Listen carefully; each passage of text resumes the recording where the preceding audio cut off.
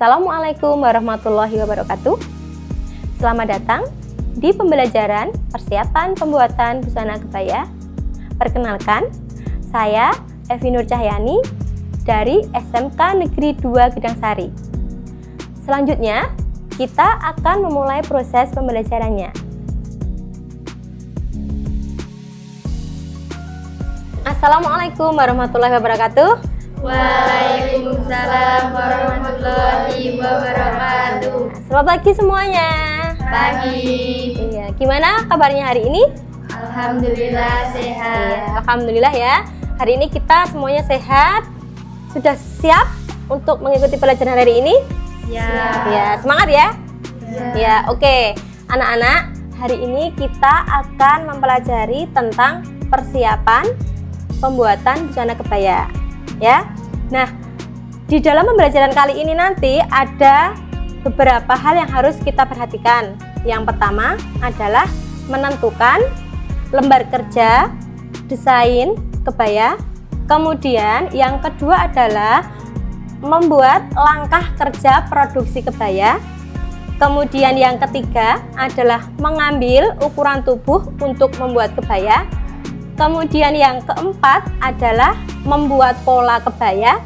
Yang selanjutnya yang kelima adalah memotong bahan. Kemudian yang keenam menentukan biaya produk kebaya. Dan yang terakhir adalah menentukan harga jual produk kebaya. Anak-anak, kebaya adalah pakaian tradisional wanita Indonesia yang terdiri dari atasan berlengan panjang, kemudian terbuka pada bagian depan, kemudian dipadu-padankan atau bawahannya memakai rok jare atau kain batik. Anak-anak, jadi ada 5 jenis kebaya yang umum atau sering dipakai oleh perempuan-perempuan di Indonesia ya. Di antaranya, yang pertama adalah kebaya Jawa. Kemudian yang kedua ada kebaya Kutu Baru, ada kebaya Bali, kemudian ada kebaya Encim, dan yang terakhir ada kebaya Sunda. Yang pertama, kebaya Jawa. Jenis model kebaya Jawa ini juga sering disebut kebaya Kartini. Disebut kebaya Jawa karena model kebaya ini memang sering dipakai para bangsawan Jawa dengan bahan-bahan kain yang halus seperti kain beludru. Kedua, kebaya Kutu Baru. Kebaya Kutu Baru memiliki tambahan kain beef di bagian dada dan perut membentuk kerah persegi. Ketiga, kebaya Bali. Kebaya Bali ini biasanya memiliki ciri lebih terbuka dan tanpa motif bordir di bagian depan. Keempat, kebaya Encim. Kebaya Encim ini merupakan hasil alkulturasi budaya Betawi, Melayu, dan Tionghoa dengan ciri khas bordir yang halus dan berwarna-warni. Kelima, kebaya Sunda. Kebaya Sunda pada umumnya memiliki ciri-ciri menggunakan bahan brokat yang ketat dan memiliki desain yang banyak diterapkan pada kebaya modern dan kebaya pernikahan. Pada kesempatan kali ini, kita akan mempelajari tentang kebaya Jawa, khususnya kebaya Yogyakarta, seperti contoh berikut ini. Secara umum, kebaya Jawa dapat diartikan sebagai busana atasan tradisional wanita Jawa. Desain kebaya Jawa yang akan dibuat memiliki model desain diantaranya. Yang pertama, desain kebaya Jawa untuk daerah istimewa Yogyakarta. Yang kedua, desain kebaya ini memiliki ciri khusus yaitu menggunakan kerah tinggi berbentuk V atau kerah setali. Yang ketiga, menggunakan lengan licin, panjang lengan sampai di pergelangan tangan. Yang keempat, panjang kebaya sampai di bawah panggul dan lancip pada bagian depan. Yang kelima, ada kupnat di bagian depan dan belakang. Langkah-langkah dalam memproduksi kebaya ada 6 tahap yang harus dilakukan. Yang pertama adalah membuat desain kebaya. Kemudian yang kedua adalah mengukur tubuh atau mengambil ukuran tubuh. Yang ketiga adalah membuat pola kebaya. Yang keempat adalah memotong bahan. Yang kelima adalah menentukan atau menghitung biaya produk kebaya. Dan yang terakhir adalah menentukan harga produk kebaya. Langkah pertama yaitu membuat desain kebaya. Dalam membuat desain kebaya, kami menggunakan aplikasi CorelDRAW dan Ibis Paint. Anak-anak, langkah selanjutnya yang akan kita lakukan adalah mengambil ukuran tubuh ya.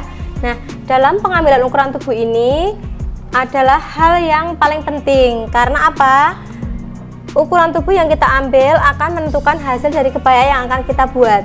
Dalam mengambil ukuran tubuh, kita harus benar-benar cermat dan teliti dalam pengambilannya.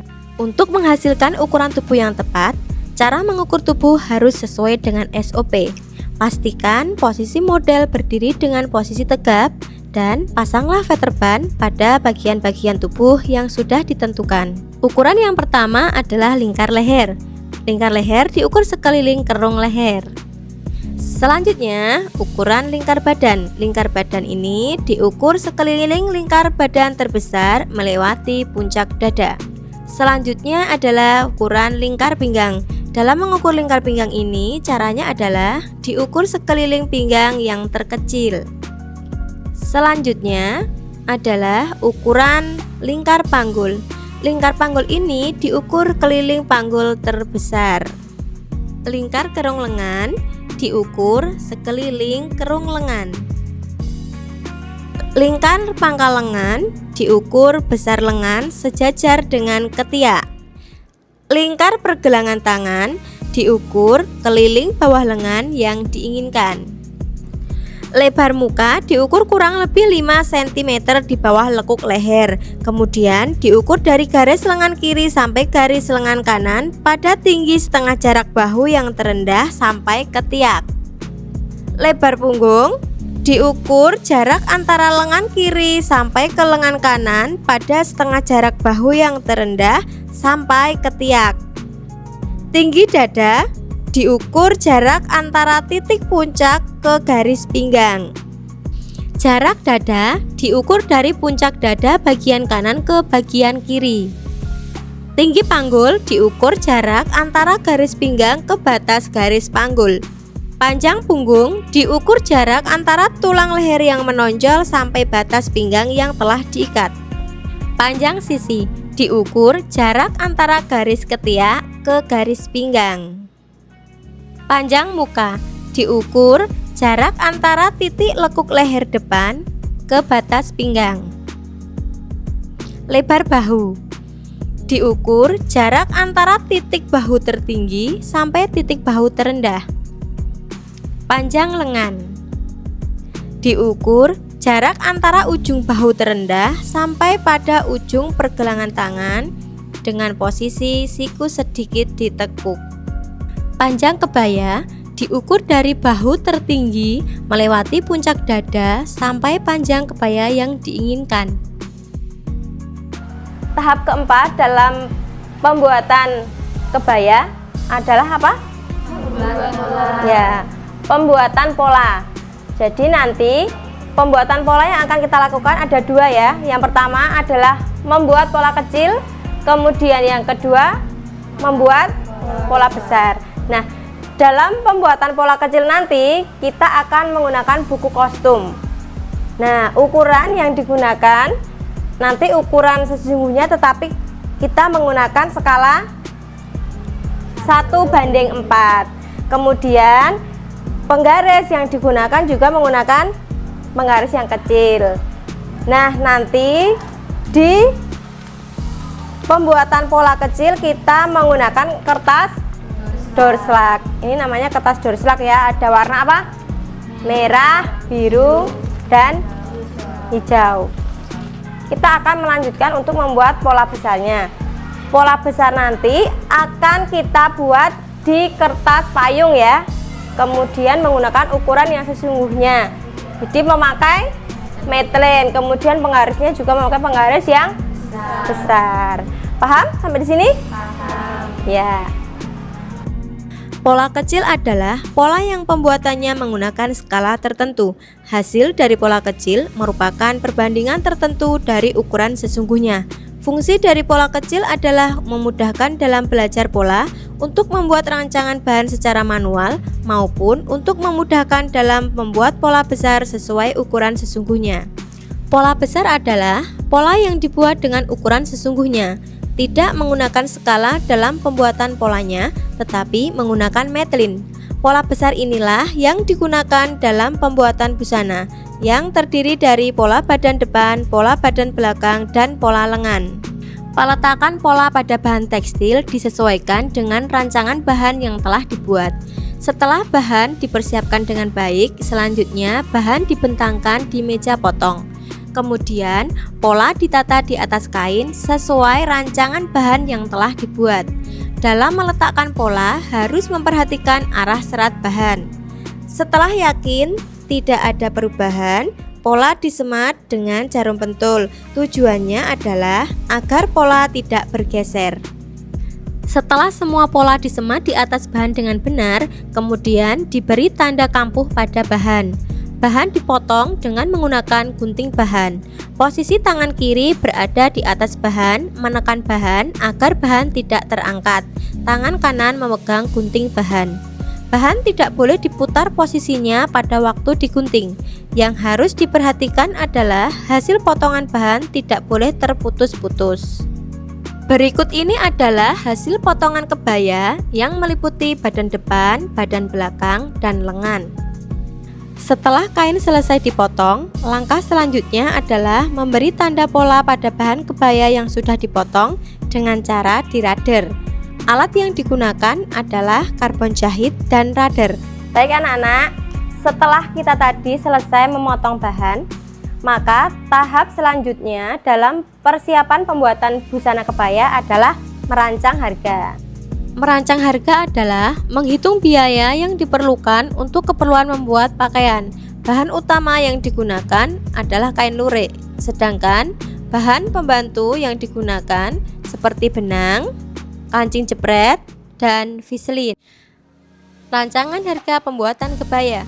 Yang pertama, kain lurik sepanjang 2 meter seharga 80.000, benang jahit 1 buah seharga 3.000, viselin 1 meter seharga 6.000, dan kancing jepret 7 buah seharga 7.000, sehingga jumlah total kebutuhannya adalah Rp96.000. Selanjutnya, menghitung biaya tetap.